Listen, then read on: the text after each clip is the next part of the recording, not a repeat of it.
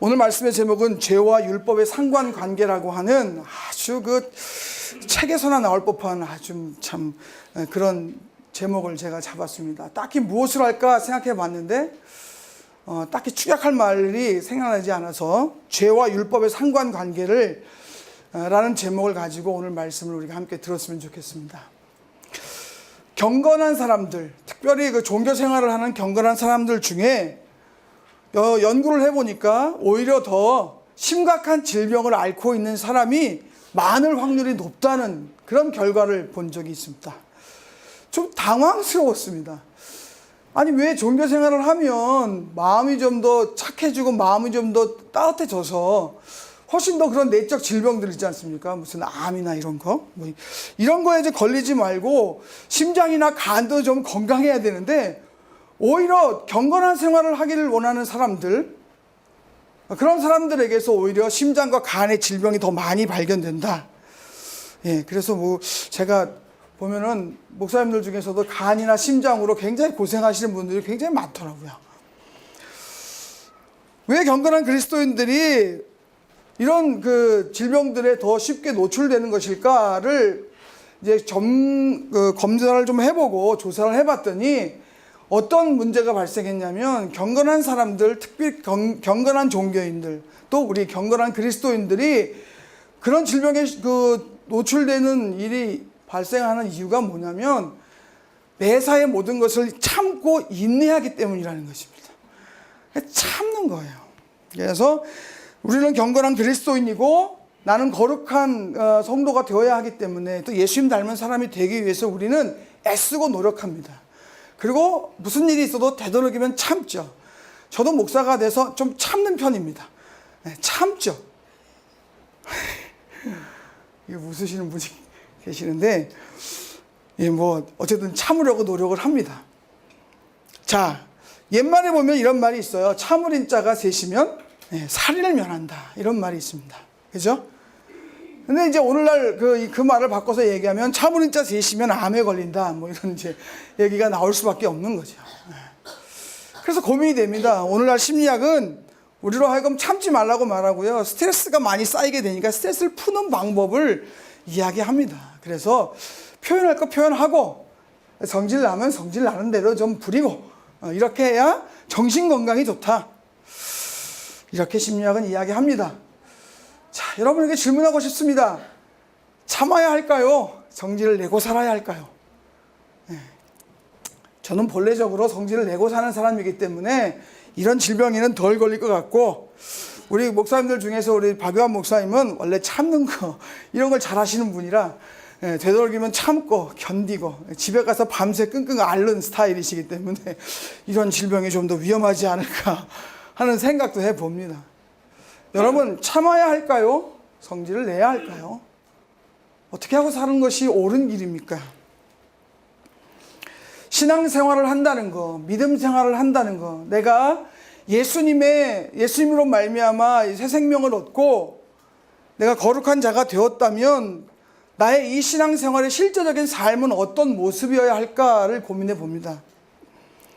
당연히 우리는 예수님을 믿는 사람들, 그리고 그리스도의 제자들이니까 예수님처럼 인내하고 참고 견디는 삶을 살고, 그런 모습을 통해서 우리는 더 아름다운 거룩한 그리스도인의 모습을 보이고 살아야 하는 것이 정상이겠죠.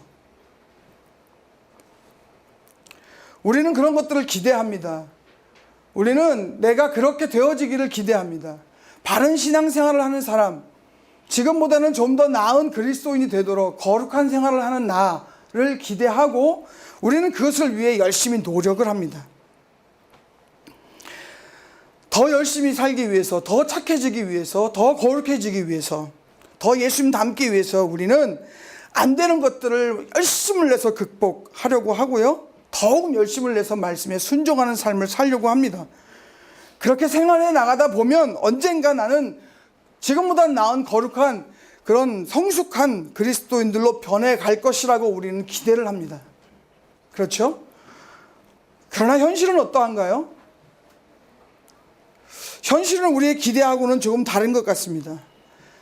여러분은 어제보다, 작년보다, 10년 전보다 더 아름답고 더 거룩한 그리스도인의 모습으로 변화되셨습니까? 더 성숙한 그리스도인으로 여러분 스스로가 바로 세워져 가고 계십니까? 질문해 보고 싶습니다. 물론 이 질문이 모든 그리스도인들에게 적용되는 것은 아닙니다. 신앙생활을 잘 해나가시는 분도 계시기 때문에 또 그렇게 잘 해가시는 분이 계실 거라고 믿습니다. 그리고 또 기대합니다.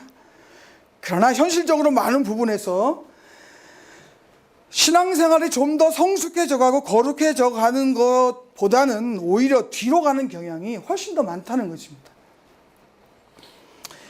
인정하고 싶지는 않지만 그것이 현실입니다. 여러분, 요한계시록 2장에도 보면 7교회에 대한 예수님의 말씀이 나오는데 그중에 에베소 교회를 향하여 예수님이 하신 징계의 말씀이 있습니다. 경책의 말씀이 있습니다. 그것이 무엇입니까? 에베소 교회가 책망받은 이유가 무엇입니까? 너희가 첫사랑을 잃어버렸다는 거예요.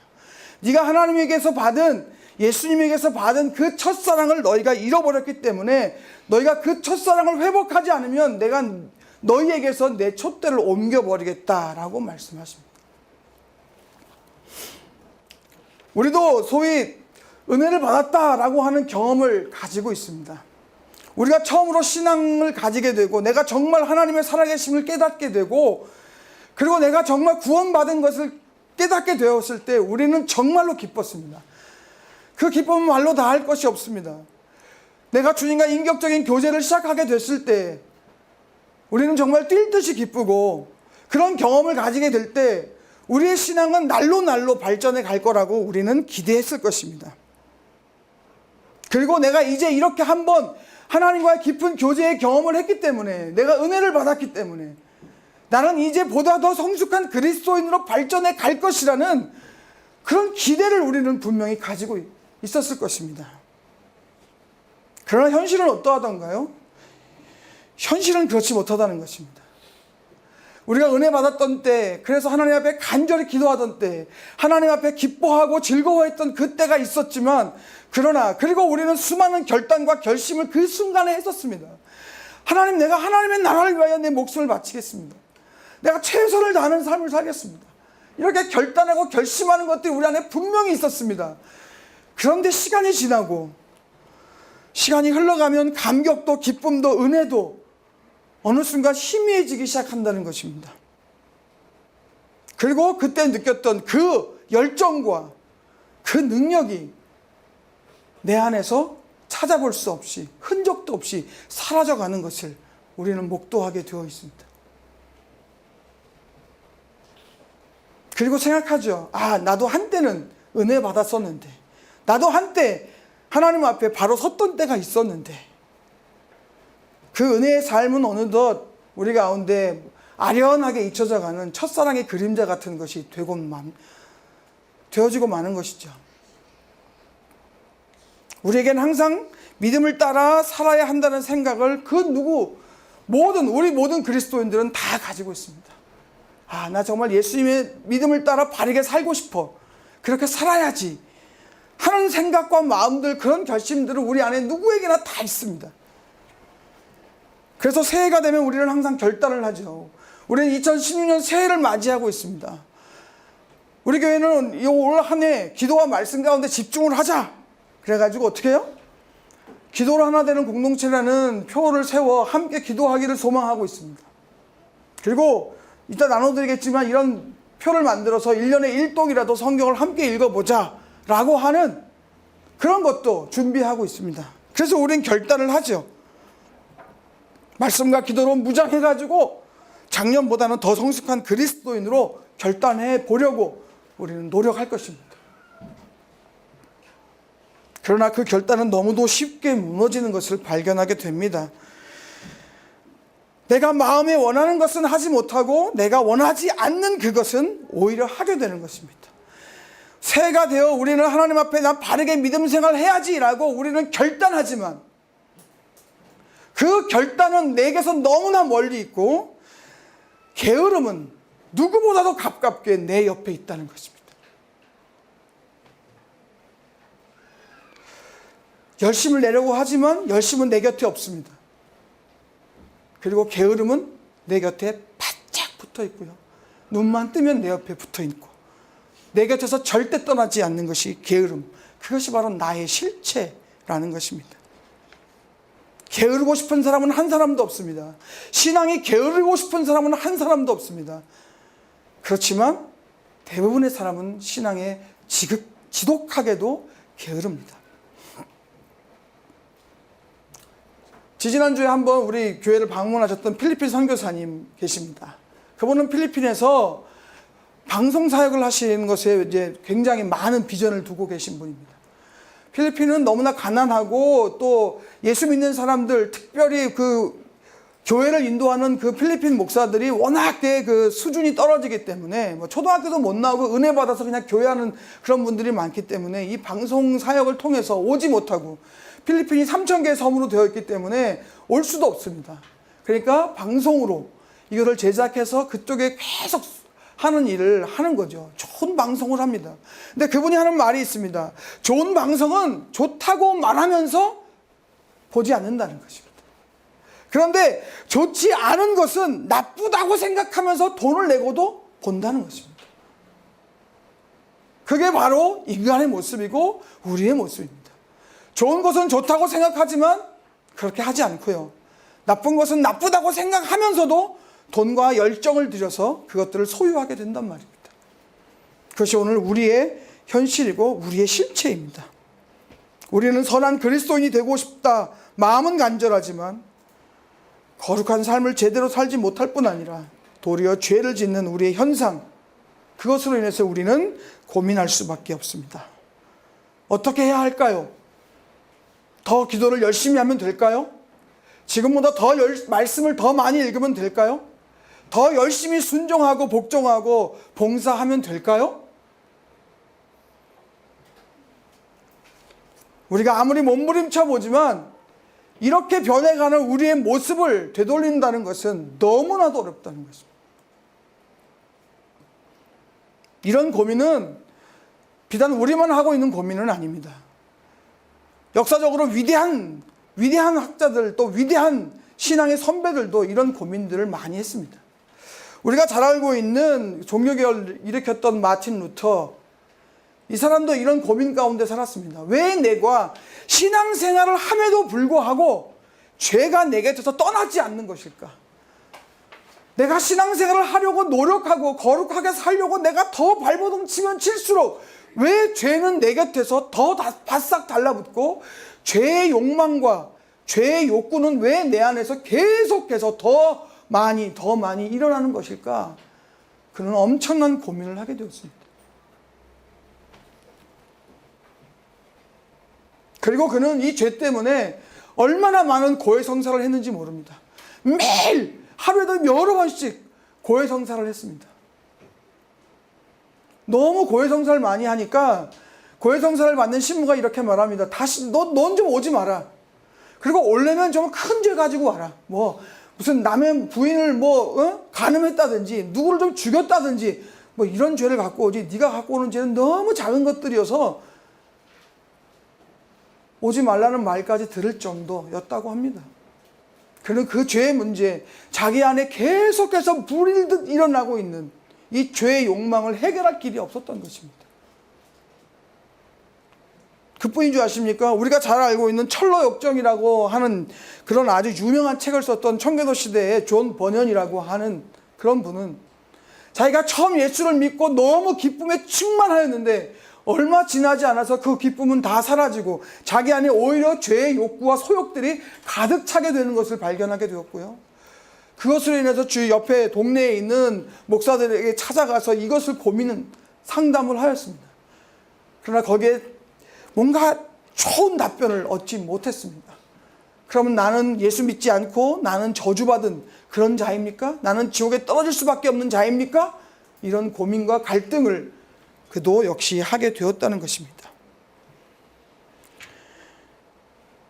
여러분, 착하게 살아야 한다는, 그리고 그리스도인으로 살아야 한다는 이 생각들, 그런 모습으로 우리는 노력을 하고는 있지만 그 노력으로 안 된다는 것입니다. 이게 우리의 문제입니다. 과연 이런 신앙의 현실 속에서 과연 문제가 무엇입니까? 오늘 본문의 19절의 말씀을 우리가 함께 읽어보도록 하겠습니다.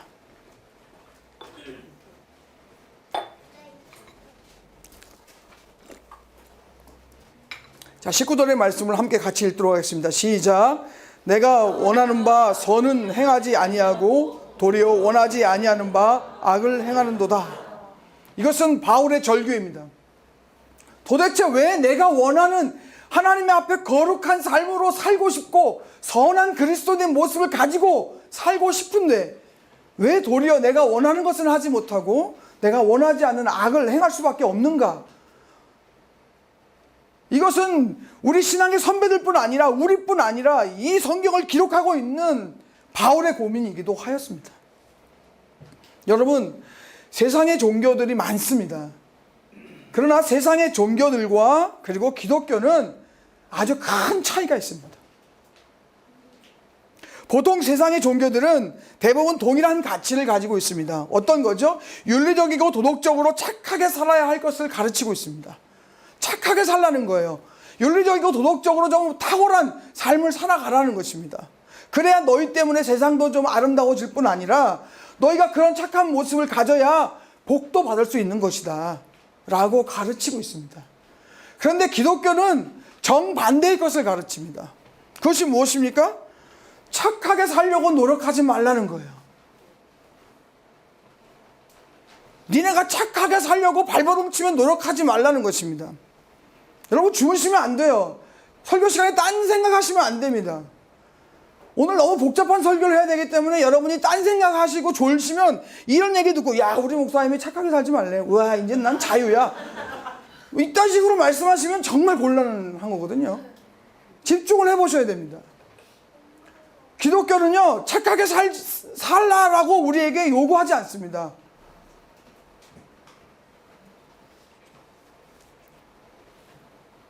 착하게 살아야 한다는, 우리는 그렇게 생각을 하죠. 그래서 우리는 좀 더 노력하면 잘 될 거라고 생각하죠. 그런데 안 되는 거예요. 그러면 어떻게 해요? 우리는 더 노력해야지. 내가 지금보다 더 노력하면 되겠지. 내가 여태까지 좀 부족했어. 그리고 회개하고 어떻게 해요? 더 노력하기로 결단합니다. 근데 그게 아니라는 거예요. 그러니까 안 되니까 어떻게 해요? 속이 썩습니다. 괴로워요. 이게 신앙생활이 이것도 아니고 저것도 아니고 이렇게 해야 되나 저렇게 해야 되나 방법과 갈피를 잡지 못합니다. 뒤죽박죽이에요. 나 어떻게 해야 되지? 모르는 것입니다. 우리의 마음은 항상 무언가를 이야기하고 있습니다. 너 그렇게 살면 안 돼. 나 이렇게 살아야 해. 라고 분명히 우리는 알고 있습니다. 그런데 그렇게 못하니까 항상 죄의식만 넘쳐나게 되는 것입니다. 항상 죄인인 거죠. 그럼 도대체 성경이 말하고 있고 하나님께서 우리에게 약속해 주신 기쁨과 평안과 안식이라고 하는 것은 도대체 우리가 언제 갖게 되는 것일까? 이 모든 이야기들이 딴 세상의 이야기인가? 결국 이 땅에서 죽어서 천국에 가야 이런 것들이 이루어지는 것일까? 우리는 고민할 수밖에 없는 것입니다. 여러분, 기독교는 인간의 본성을 가지고는 절대로 이해할 수 없습니다. 그럼 왜 착하게 살려고 거룩하게 살려고 애쓰지 말라고 성경이 우리에게 가르칩니까? 이유는, 결론적으로 이유를 말하자면 이것입니다.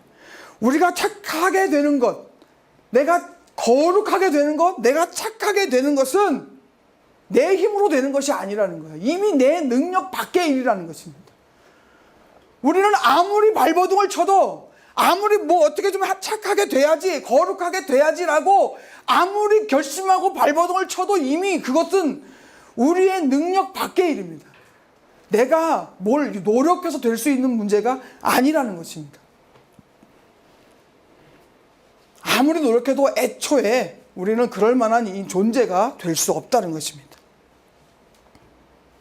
그러니까 노력해봐도 소용이 없는 거예요. 그래서 성경이 쓸데없이 그거 가지고 노력하려고 들지 말라는 것입니다.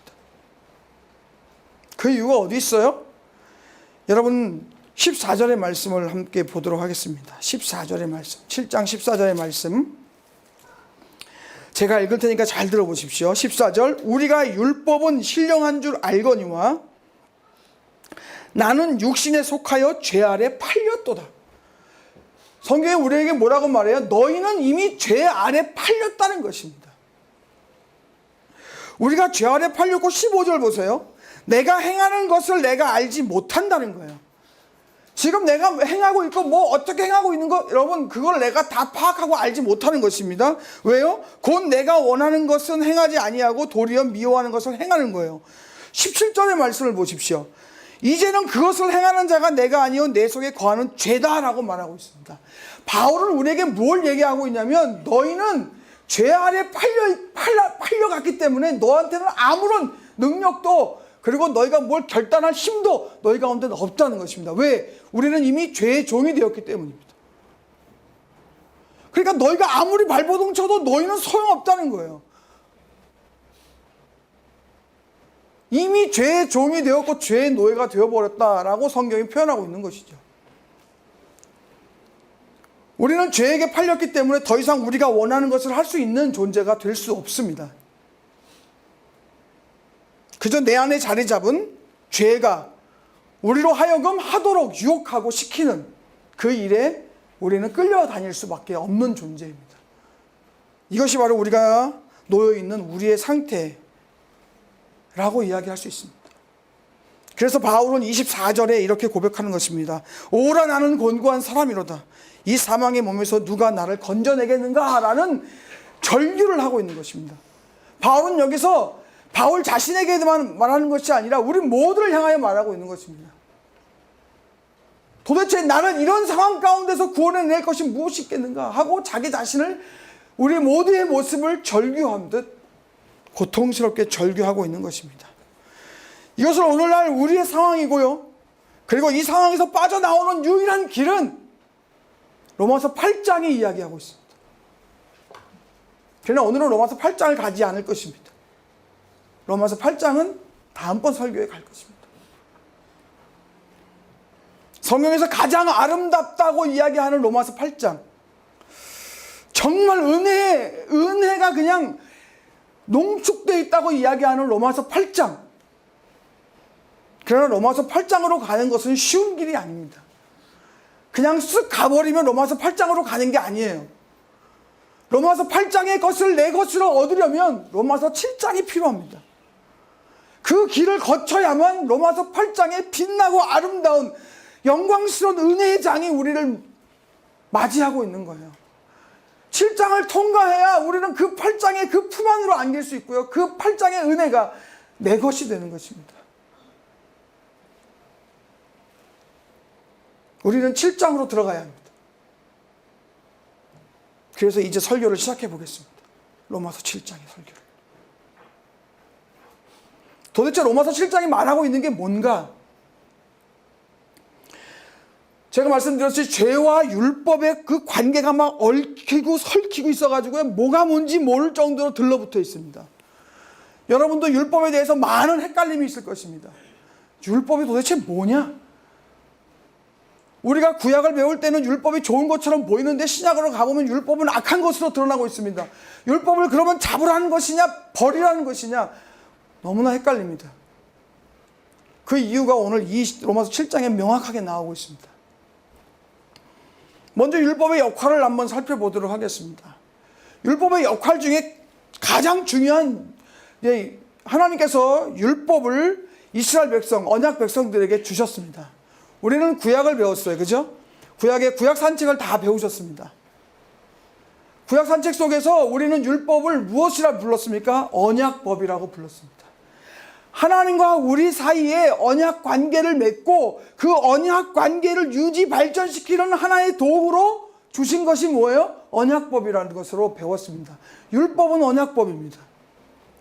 여러분, 율법은 하나님께로 나아가는 최소한의 길이라고 할 수 있는 것입니다.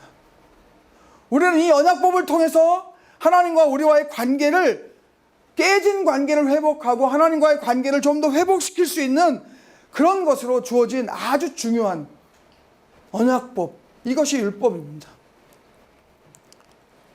그렇기 때문에 우리가 이 로마서 12장에 보면 7장 12절에 보면 12절을 보겠습니다. 이로 보건대 율법은 거룩하고 계명도 거룩하고 의로우며 선하도다 라고 이야기하고 있습니다. 율법과 계명 같은 말이라고 해도 돼요. 율법은 좀 더 큰 의미이고 계명은 좀 더 작은 의미인데, 율법과 계명은 거룩하고 그리고 선하고 그리고 의롭다는 거, 성경은 우리에게 이야기하고 있습니다. 율법의 기능은, 율법의 역할은 우리에게 선한 아주 좋은 거예요. 그 다음에 율법의 역할이 또 뭐가 있습니까? 율법의 역할 중에 두 번째는 우리로 하여금 죄가 무엇인지를 깨닫게 해준다는 것입니다. 죄가 뭔지를 안다는 거예요.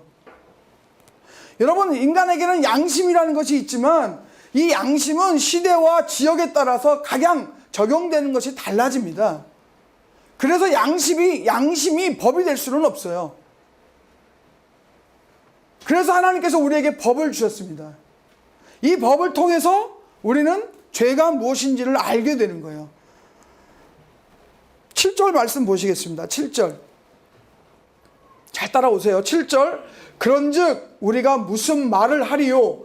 율법이 죄냐? 그럴 수 없느니라. 율법으로 말미암지 않고는 내가 죄를 알지 못하였으니 곧 율법이 탐내지 말라 하지 아니하였으면 내가 탐심을 알지 못하였으리라. 율법이 있기 때문에 율법의 역할은 뭐냐면 우리에게 무엇이 죄인지를 알게 해주는 것입니다. 율법이 우리에게 주어져야만, 어떤 사람은 율법이 없었으면 좋았을 텐데 이렇게 말하는 사람이 있어요. 그런데 그렇지 않습니다. 율법이 우리에게 주어져야만 무엇이 죄인지를 알게 되는 거예요. 뭐가 죄인지를 알아야 내가 죄인이구나라는 사실을 깨닫게 되는 것입니다. 내가 죄인이고 비참한 존재라는 사실이 인식되어야만 우리는 하나님의 거룩한 구원의 은혜를 사모하게 되는 거예요. 율법이 없다면 우리는 구원받을 생각을 갖지도 않습니다. 내가 죄인이라는 사실을 전혀 못 느끼는데 그 사람이 어떻게 구원이라고 하는 것에 이르를 수 있겠습니까? 그래서 율법은 필요한 거예요. 아주 중요한 기능, 역할을 감당하는 것입니다. 그러나 율법은 양날의 검입니다. 한쪽에만 날이 있는 게 아니라 양날의 검이라는 거예요. 왜? 어떤 검이냐? 율법은 죄를 우리에게 알려주는 것이기 때문에 거기에는 어떤 기능이 첨부되어 있어요? 정죄라고 하는 기능이 첨부되어 있는 것입니다. 무엇이 죄다라고 말할 때 이건 죄야. 죄지면 어떻게 한대요? 괜찮아. 그냥 아무것도 아니야. 그냥 죄라고 할 수 없는 거예요. 죄에게는 정죄라고 하는 것이 따라오게 되어 있습니다. 이건 둘이 붙어 있는 거예요. 동전의 양면입니다. 뗄래야 뗄 수 없는 거예요. 죄를 이야기함과 동시에 정죄를 이야기하게 되어 있는 것입니다. 너희가 이렇게 하면 너희가 죽으리라. 너희가 선악을 알게 하는 이 나무의 열매를 따 먹으면 법이죠. 그 다음은 바로 정죄가 나오는 거예요. 너희가 정령 죽을 것이다. 이것이 율법이 가지고 있는 역할입니다. 율법은 이런 역할을 가지고 있습니다. 그런데 문제는 뭐냐면 이 율법이라고 하는 것은 그 자체적으로 능력이 없어요. 힘이 없습니다. 율법은 그저 역할로 주어진 것이기 때문에 그냥 있는 거예요. 이 율법 자체가 뭔가 힘을 가지고 있어가지고 내가 무슨 죄를 저지르려고 할 때 아담이 그냥 선악을 알게 하는 나무의 그 열매를 딱 따려고 할 때 갑자기 율법이 힘을 발휘해서 막 감전이 일어나고 어이구 절대 만지면 안 되겠구나 이러는 게 아니란 말입니다. 율법은 무능합니다. 그냥 율법은 율법으로서 역할이 있을 뿐입니다. 이제 이 율법을 받은 하나님의 자녀들, 백성들이 이 율법을 통해서 하나님의 거룩한 자녀가 되어지는 그 수단으로 율법은 사용되도록 만들어진 것입니다. 근데 무엇이 문제입니까? 이제 중요한 문제, 죄와 율법이 결탁하는 것입니다.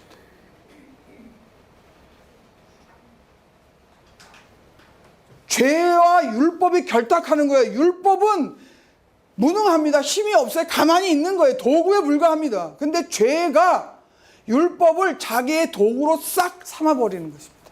너 내 거. 요 율법을 이용하는 거예요. 왜 이용합니까? 사람을 죽이기 위해서 이용하는 것입니다. 이 율법이 선하고 거룩하고 생명에 이르게 할 그 율법이 왜 성경이 신약 성경 안에서 보면 왜 그것은 악하다고 이야기를 하는가? 여기에 그 이유가 있는 것입니다. 그 율법이 아무 힘도 없는 순진무구한 얘가 율법이 악한 죄가 딱 붙들고 가서 자기 편을 삼아버린 거예요. 선해지려고 하는 힘이 율법에는 없습니다. 악이 얘를 자기 편으로 삼아버려서 얘를 악하게 만들어버리는 거예요. 어떻게 악하게 만드느냐? 여러분, 율법에는 정죄의 기능이 있다 그랬습니다. 죄가 율법을 이용해서 인간을 정죄하게 만드는 것입니다. 너 죄졌지? 너 죄졌지? 그러면 그때부터 그 사람은 그 사람의 꼬봉이 되는 거예요. 예전에 이런 영화가 있었죠. 나는 네가 지난 여름에 한 일을 알고 있다. 사람이 어떤 불법을 행했습니까? 근데 그것이 누구에게 들켰어요? 그러면 그 사람에게 최고의 약점을 붙잡힌 것입니다. 난 너가 한 거 알고 있어. 내가 다 풀어버릴 거야. 그러면 어떻게 해요? 속박되는 것입니다. 죄는 보세요, 여러분. 이제 정신을 차리고 잘 보십시오. 좀 복잡할 것 같지만 복잡하지 않아요. 율법은 죄를 정죄합니다. 그 기능이 율법에게 있어요. 그런데 죄가 율법을 자기 것으로 삼아요. 이게 뭘 얘기하냐면 여러분, 자살 테러라는 거 있죠. 뭐 IS나 이런 거 보면은 자기 몸에 폭탄을 안고 들어가서 자살 테러를 해가지고 거기 있는 사람들 다 피해를 입히고 죽이는, 죄가 자살 테러를 하는 것입니다. 죄가, 율법이라고 하는 것은 죄를 정죄하는데 죄가 우리 안에 들어오는 것입니다. 그리고 우리 안에 딱 들어와서 우리를 자기 종으로 딱 삼아버리는 거예요.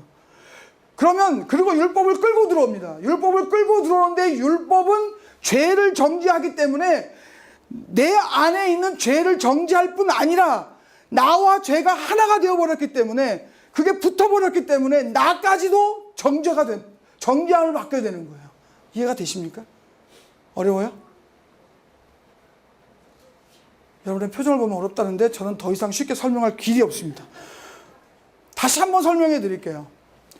조심하면 안 돼요. 그래서 율법은 죄를 정죄하는 기능이 있어요. 너 죄를 졌으니까 너 죄는 멸망이다 라고 하는 정죄를 합니다. 근데 이 죄라고 하는 이놈이, 죄라고 하는 것은요, 큰 힘입니다. 세력이에요. 악한 존재입니다.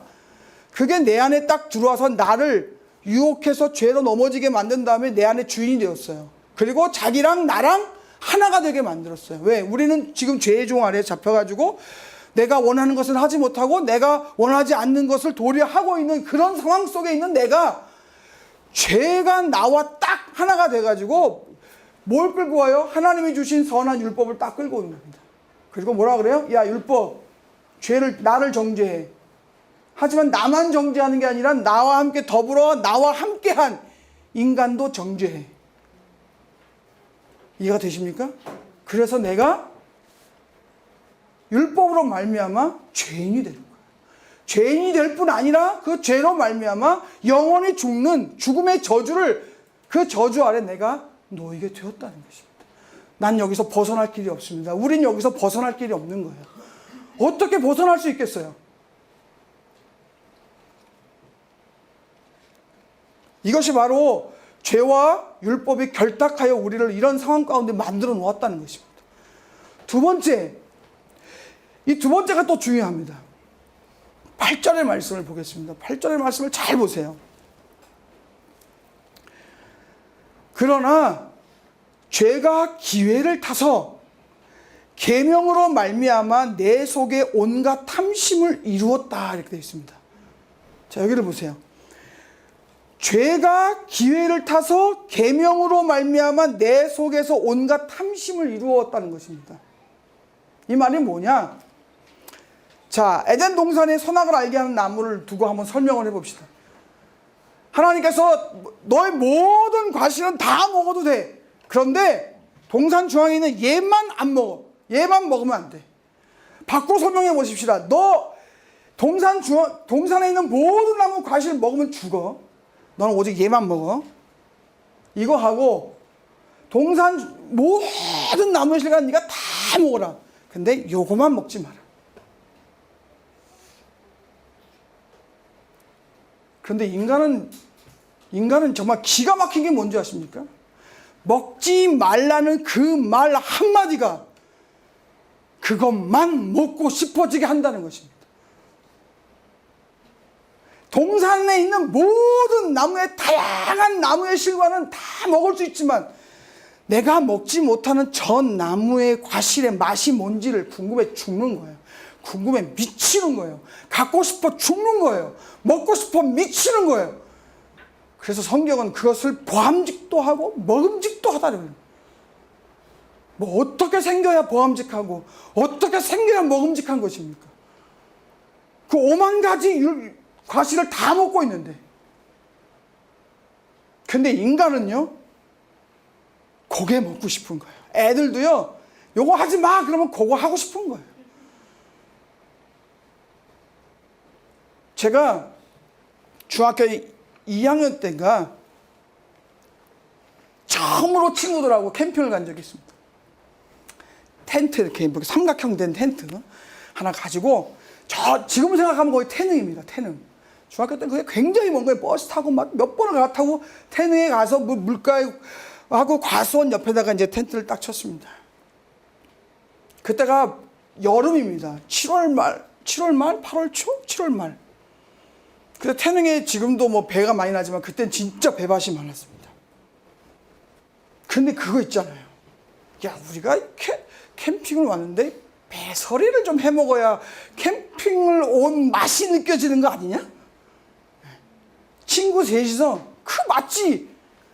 배설이를 해야 캠핑 온 맛이 나는 거지. 그리고 배설이를 하러 가는 것입니다. 근데 그때 배가요 안 익었습니다.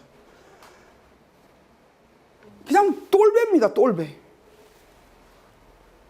근데요 그거를 1인당 한 자루씩 따왔습니다. 그리고 먹는 거죠. 아이 맛없어. 아이 맛없어. 한 입 배물어 먹고 다 버리는 거죠. 필요해서? 그게 꼭 내 삶에서 필요해서 내가 그걸 하나요? 그죠. 남의 것을 가져본다는, 이게 캠핑 오면 재미라는 그것입니다. 하지 말아야 하는 건데 몰래 가서 하는 그 재미. 그러다가 사실은요 개한테 걸려가지고 나무 위에서 3시간 동안 있었어요. 개가 안 가가지고. 그래도 한 자루씩 다 들고 나무 위에, 배나무 위에 오고 있다가 개가 지쳐갖고 가갖고 내려와서 이제 먹었던 기억이 나는 거지. 이야기를 하는 건 여러분 지루해하지 말고 좀 웃으시라는 얘기입니다.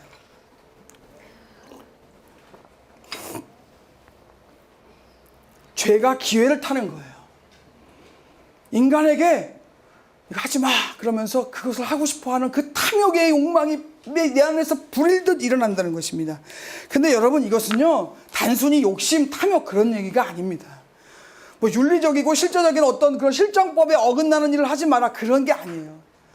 지금 성경이 말하고 있는 이 탐심은요 인간 내면에서, 인간의 내면에 부러지는 가장 인간의 기본적인 죄악의 뿌리를 이야기하고 있습니다. 인간은 무엇인가 흥미와 호기심을 느낍니다. 흥미와 호기심. 흥미와 호기심이 나빠요? 나쁜 거 아니죠. 그런데 문제는 뭐예요? 하지 말라고 하는 그것들에 대한 흥미와 호기심을 느끼는 거예요. 그리고 욕망으로 발전합니다. 내가 필요해서 하는 것이 아니에요. 그 호기심과 흥미를 유발하는 그것을 내가 꼭 해버리고 싶은, 여러분 이것이 무엇인지 아십니까? 자기 중심이며 자기 관심이에요. 자기 만족입니다. 우리가 소비를 이야기할 때 여러분 필요를 따라 소비하십니까? 물론 필요를 따라 소비하시죠. 그러나 그것을 넘었으면요. 왜 여자들이 명품백을 좋아합니까? 어디를 가면, 동창회를 가면 왜 명품백 하나는 들어줘야 합니까? 그 명품백에 자기를 증명해주고 있다고 생각하기 때문입니다. 나도 명품백 하나는 들었어. 왜 과소비가 이루어집니까? 소비에서 가장 악한 것이 무엇입니까? 누군가에게 과시하고 싶은 이 욕망을 그대로 충족하기 위해서 우리는 과소비를 합니다. 이것이 탐욕이고 이것이 욕망이라고 성경은 우리에게 가르쳐주고 있습니다. 무엇을 위한 탐욕? 무엇을 위한 욕망이요? 자기 과시를 위한 것입니다. 자기 만족을 드러내는 것입니다. 착한 아이가요, 더 착해지려고 노력합니다. 왜요? 그것으로 말미암아 자기 만족을 이루는 것이고요. 그리고 많은 사람들에게 칭찬을 받기를 원하기 때문입니다. 사람들이 자기를 칭찬하는 것으로 말미암아 자기는 만족스럽고 세상 앞에 과시하고 싶고, 그것을 위해서 그 아이들은 더 열심히 나아갑니다. 오늘날 이 땅에 믿음 생활을 하는 많은 그리스도인들 대부분이 칭찬받는 것에 묶여져 있습니다. 칭찬받고 싶어 합니다.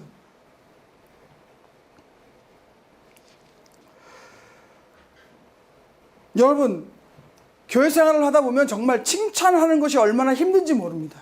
무슨 일을 하다가도 어느 교회의 집사님들, 우리 교회는 집사님들이 안 계시니까 상관이 없습니다만, 제가 교회에 있을 때, 다른 교회에서 사역할 때는 어떤 성도님들이 뭘 하고 계시면 꼭 목사님이 우리를 데리고 나가서 그것을 봐줍니다.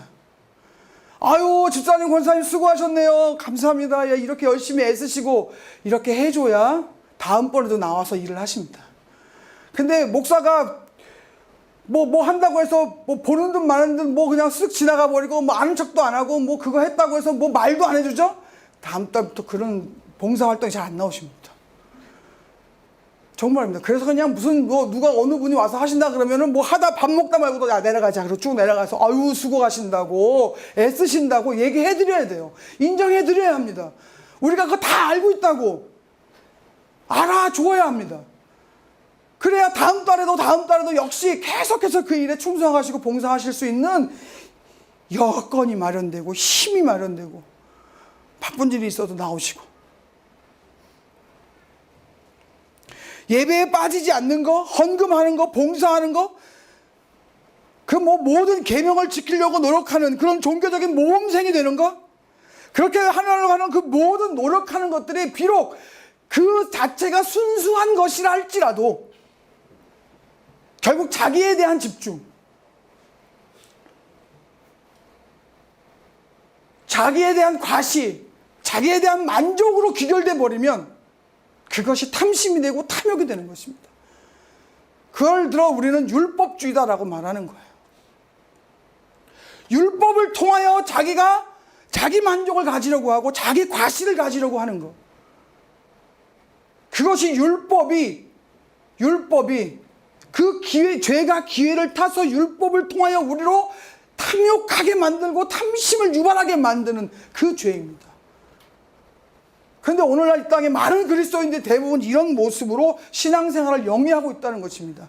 이런 식으로 신앙생활을 영위하기 때문에 그 안에 만족이 없는 거예요. 그 안에 기쁨이 없는 것입니다. 그 안에 평안이 없는 거예요. 과도하게 율법을 따라서 자기가 착하게 되려고. 왜? 내가 착하게 됨을 통해서 자기 만족을 얻을 뿐 아니라 많은 사람들로 하여금 자기 과시와 그리고 자기 인정을 받으려고 하기 때문에, 이것이야말로 죄가 율법을 이용해서 우리로 탐욕에 빠지게 만드는, 우리를 속이는 그런 죄라고 성경은 오늘 우리에게 이야기하고 있는 것입니다.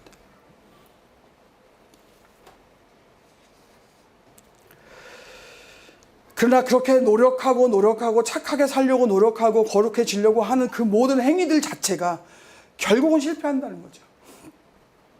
그거를 처음부터 끝까지 그냥 정말 쭉 이어가시는 분이 계시던가요? 없다는 거예요. 어느 정도 만족하면 그것으로 끝이고요. 어느 정도 인정받으면 더 이상 그런 거 인정받는 것으로 만족하지 못합니다. 그렇기 때문에 힘든 거예요. 어떻게 신앙생활을 하는 것인지 모르는 것입니다. 그래서 성경은 우리에게 착하게 살지 말아라. 착하려고 노력하지 말아라. 착하려고 그렇게 발버둥치지 말아라. 그렇게 거룩한 그리스도인이 되려고 그렇게 그런 식으로 발버둥칠 필요 없다라고 성경은 말하는 거예요.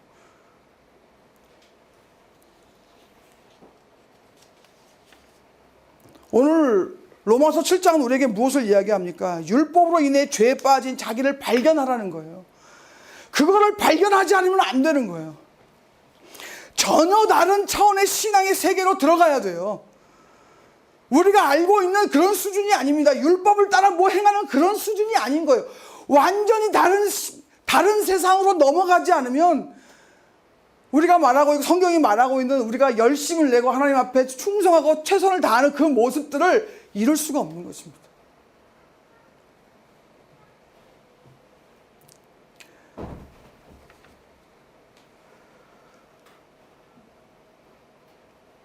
이 죄가 율법을 가지고 우리를 조장해서 정말 심각한 왜곡에 빠지게 만드는 이 죄, 이 죄의 실체를 고발하는 것이 오늘 로마서 7장이 하고 있는 것입니다. 도대체 너희 안에 역사하고 있는 죄가 어떤 것인지, 그것으로 인하여 너희는 어떤 율법으로 인하여 거룩해지려고 하는 그 악한 탐심의 그 죄에서 속지 말라는, 너희 자신을 명확히 들여다보라는, 너의 현실을 정확히 인식하라는, 죄를 정확히 인식하라는, 그것을 인식하지 못하면 진정한 신앙 가운데 들어갈 수 없거든요. 그렇게 되면 항상 신앙생활은 혼돈입니다. 아, 옛날이요만 꿈꾸는 거죠. 아, 옛날이요. 은혜 받았을 때 좋으셨죠. 기도하고 싶다, 막 기도하고 싶잖아요. 착하게 살고 싶잖아요. 내 안에서 막 그런 힘이 그런 거 경험해 보셨죠? 막 기도하고 그냥 하나님만 붙들고 의지했던 그런 것들 기억하시죠? 근데 지금은요?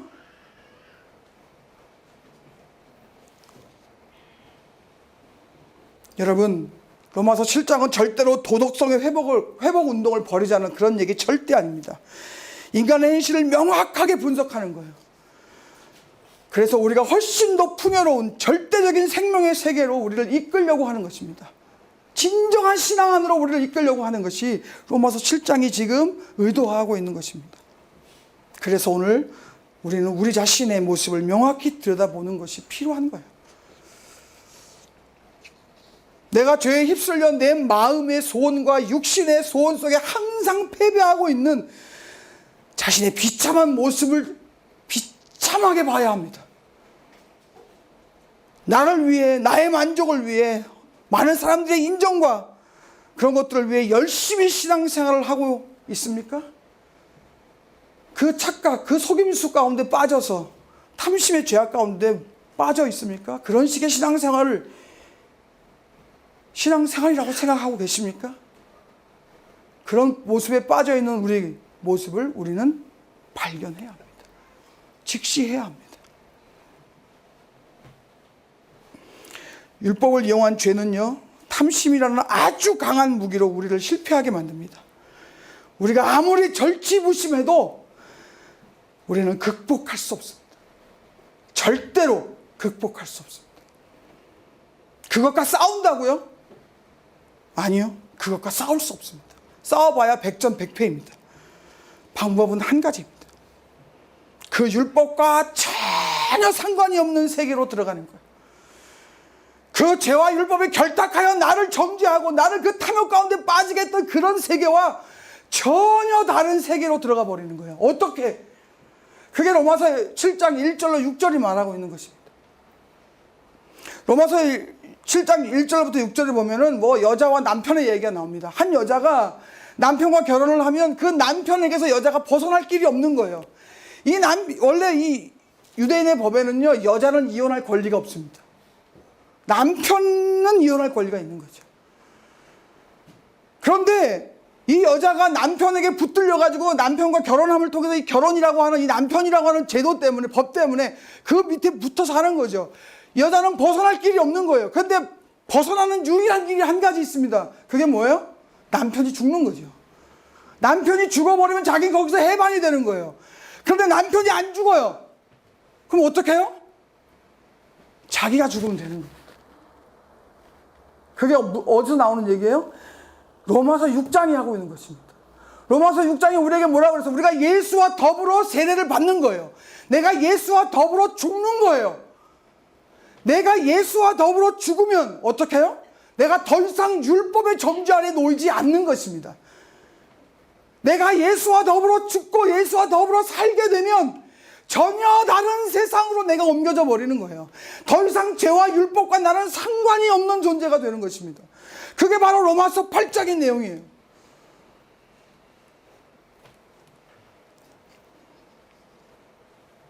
더 이상 누구에게 보이려고 신앙생활하지 않습니다. 더 이상 자기 만족을 위해서 신앙생활하지 않습니다.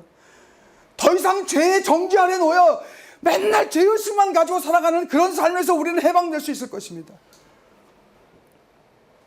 그것이 6장의 내용이었고요. 그리고 우리는 7장에서 이제 우리의 현실을 명확하게 진단해야 할 것입니다. 여러분 요한복음 15장에 보면 포도나무의 비유가 있습니다. 예수님이 뭐라고 말씀하십니까? 나는 포도나무요 너희는 가지라는 것입니다. 그런데 가지가 포도나무에 붙어만 있으면 열매는 저절로 맺는 것입니다. 가지가 내가 열매를 맺어야 하고 애쓰고 힘쓰고 땀 흘려서 열매를 맺는 게 아니에요. 가지는 나무에 붙어 있으면 열매가 맺어지는 것입니다. 내가 진정 예수 그리스도에게 붙어 있으면 우리는 거룩한 열매, 성령의 열매를 맺는 거예요. 그런데 그게 붙어 있지 않으면 5절이 말하고 있는 5절 한번 보실까요? 5절 우리가 육신에 있을 때에는 율법으로 말미암는 죄의 정욕이 우리의 지체 중에 역사하여 우리로 사망을 위하여 열매를 맺게 한다는 것입니다. 내가 예수께 붙어있지 아니하면 우리는 사망을 위하여 열매를 맺는 존재밖에는 안 되는 거예요. 아무리 교회에서 신앙생활을 하고 열심을 내도 말이죠. 그러나 내가 예수에 붙어있는 그 순간부터 우리는 거룩한 열매가 맺어진다는 전혀 새로운 세상을 전혀 새로운 세계를 주님은 우리에게 준비해 놓고 기다리고 계시는 것입니다. 그분이 그렇게 팔 벌리고 우리 가운데 서 계신 것입니다.